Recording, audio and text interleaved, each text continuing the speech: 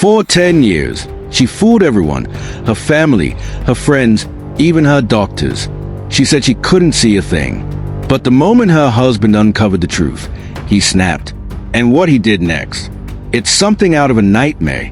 This is a bizarre, twisted story of a woman who lived a lie for over a decade, and a man who believed her until one chilling discovery pushed him over the edge.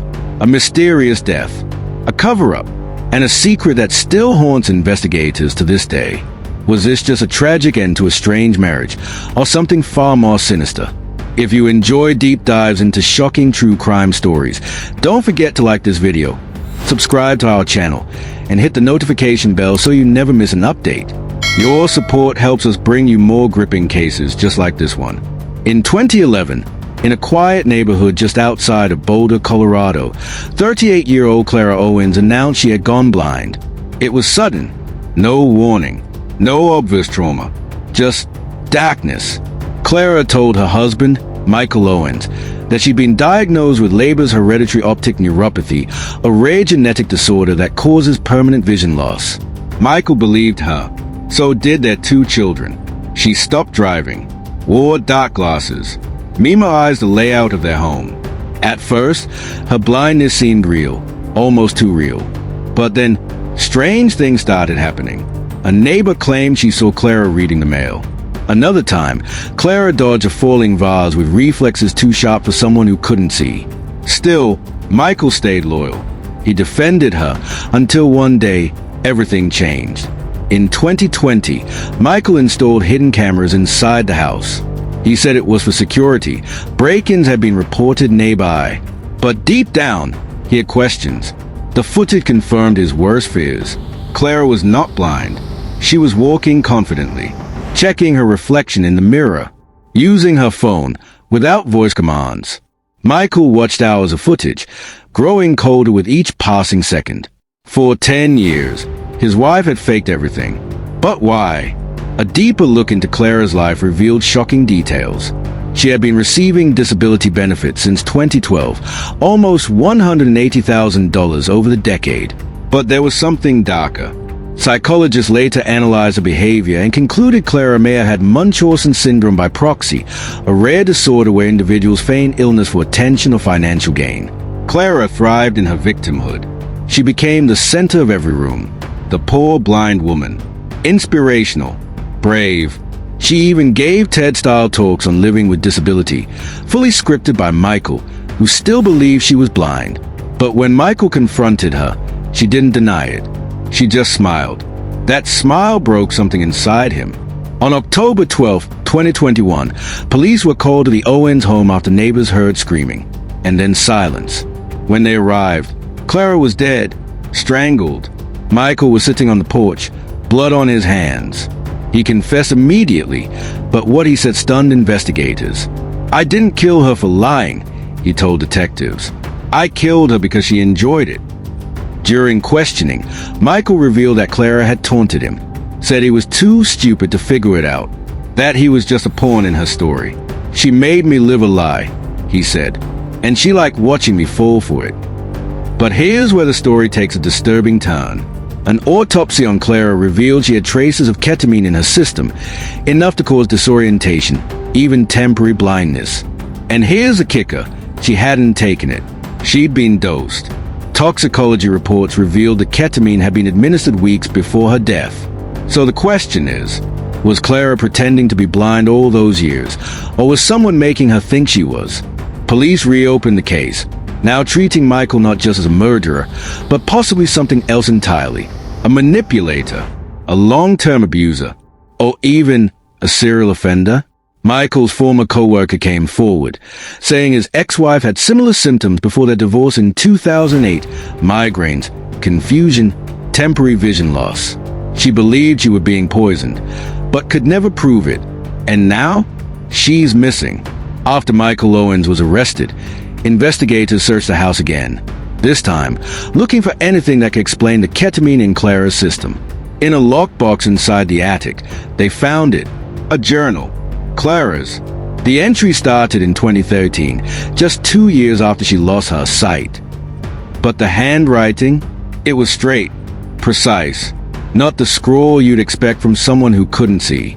That wasn't the most disturbing part. Clara had been documenting things. Paranoia, gaps in her memory, waking up in strange rooms, conversations she didn't remember having.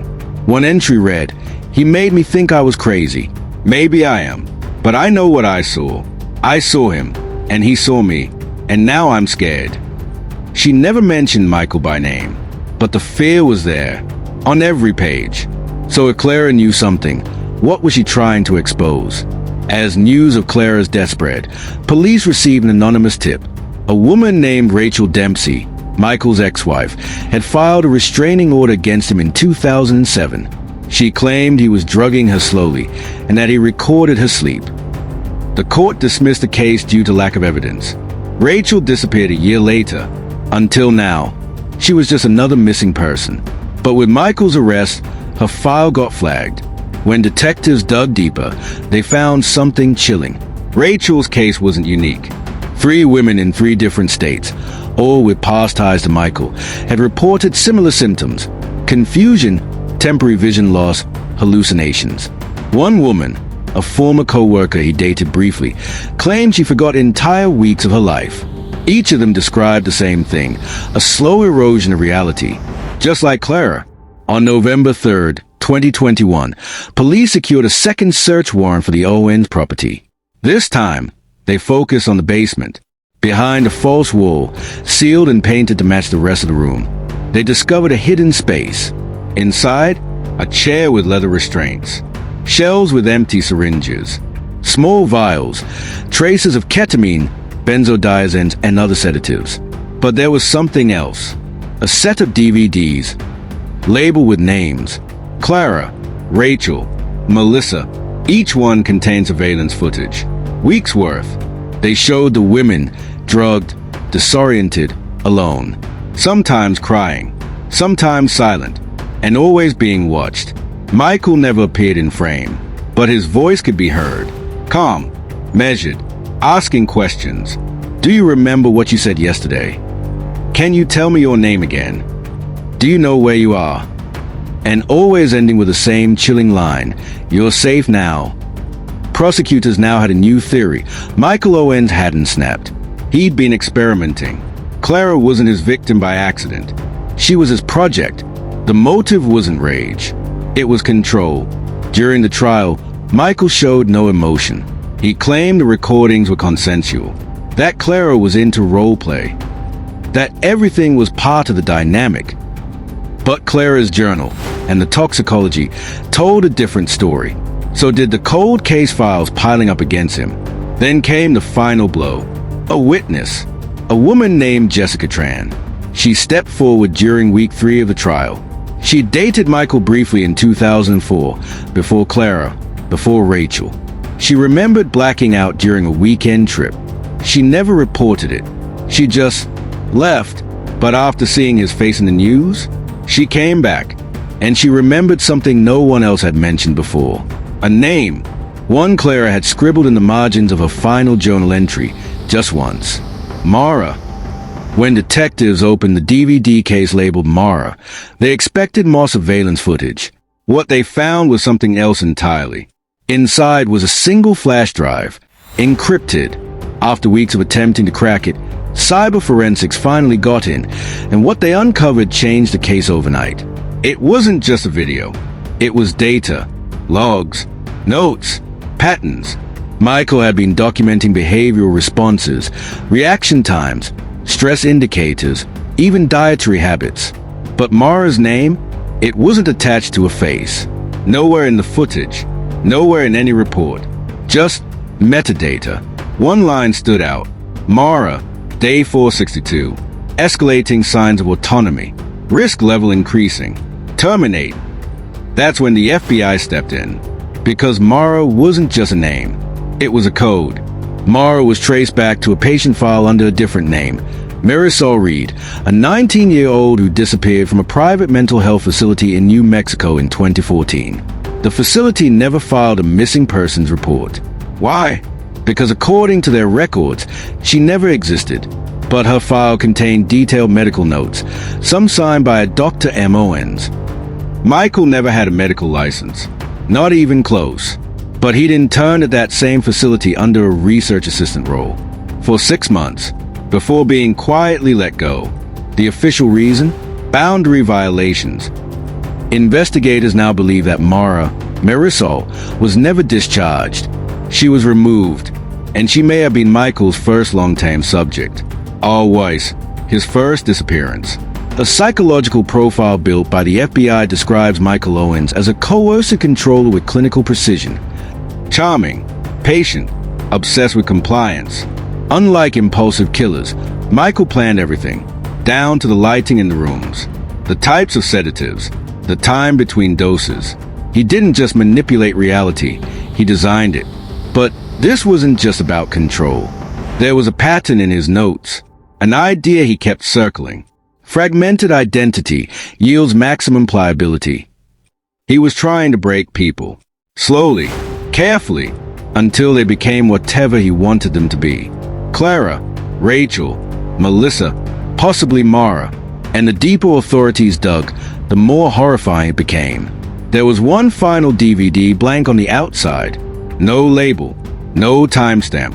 Inside, a single scene. A woman in a hospital gown, pale, silent, hooked up to N4. Michael's voice. "You're going to be perfect this time. No more mistakes." She never speaks, just stares at the camera. Authorities ran her face through every missing person's database. Nothing. No match. No name. No ID. But in Michael's notes, she's listed only as Subject 5, Reset Protocol in Progress. Which means she was the most recent, and possibly the only one still alive. 6 weeks after Michael Owens' conviction, a tip came in from an unexpected source, an anonymous caller with a scrambled voice. They gave GPS coordinates deep in the Uncompahgre National Forest, Colorado. A single statement. "She's there, but you'll have to dig." Federal agents arrived to find a remote cabin, no electricity, no plumbing. It didn't show up on any rental, ownership, or land records. The property was completely off-grid. Inside, the walls were lined with soundproofing foam. No furniture, just a single mattress on the floor, and in one corner, a heavy-duty medical cabinet filled with sedatives, restraints, and labeled vials. But it was what they found beneath the cabin that turned the case on its head. A hatch, disguised beneath a dirty rug. And under that, a staircase leading down into darkness. What agents found was a bunker, 15 feet underground, hand-built, reinforced, wide with low-voltage lighting and one mounted camera, still blinking. The space was cold and silent. In the far back corner, a metal door, locked from the outside. Inside that room, a cot, a toilet, a single light bulb, and curled on the floor was a woman, thin, barely conscious, eyes wide open, but blank. She couldn't say her name, couldn't speak at all. For weeks, the FBI kept her identity a secret. But after trauma specialists were brought in, a breakthrough came. She responded to the word, Mara. It was her, Marisol Reed, Subject 5. Alive, but barely. She weighed 84 pounds and had been living underground for at least 2 years. She had no idea Clara was dead, or that Michael was in prison. Back at the Owens residence, digital forensics recovered one final encrypted folder from Michael's personal server. Inside was a document titled Reversion Theory, Revision 6. It was a manifesto, over 80 pages long. Michael wrote about breaking personality structure, creating high-compliance behavioral models by targeting individuals with unresolved trauma. He believed reality was a corrupt operating system and that he could reprogram it through people. The subjects weren't just victims. They were experiments in reconditioning. He claimed that if he could erase identity, he could replace it with something better. One line from the manifesto still chills investigators. If the body stays alive and the memory is blank, I can write anything I want. Marisol eventually began to speak in fragments, phrases like, I was dreaming, or he said I was new. One day, she pointed to a photograph of Clara Owens. She whispered, he said she failed. From recovered footage, agents learned Michael had planned to erase Marisol's original personality, to start over entirely, a full reset. The session that was scheduled 2 days after Clara's death, that would have been the final one. Michael had no intention of keeping her alive after that. But here's what no one expected. Marisol had been keeping her own notes, etched into the underside of the metal cot, scraped in lines so faint they were nearly missed. Dates, names, faces, and one message. I remember. He thinks I don't. I do. Michael Owens believed he was the only one in control. But Marisol's note suggests something else, something he never saw coming. She wasn't broken, not completely, and now she's remembering more. Names the FBI didn't recognize, locations not yet searched, timelines that don't match the official record, which means this might not be over. Because if what Marisol remembers is true, Michael Owens may not have acted alone, and there might be another cabin, still out there, still locked, still waiting.